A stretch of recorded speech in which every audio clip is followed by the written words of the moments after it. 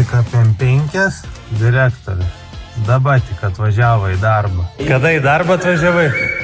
Tai šiandien mūsų tikslas yra šitas plokštis užsidėti. Su kuom? Su žolė? Taip. Jeigu tu su tuo savo...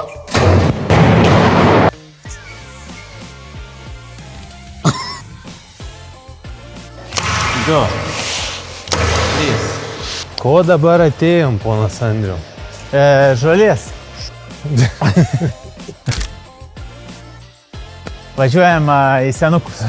Visgi depo nėra visko, ko reikia. Tokio žolės jie neturi. Uždraudė filmuoti. Sargi, apačia! Apačia.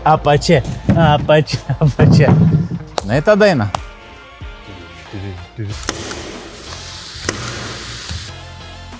Čia va reiks, ai, to shit.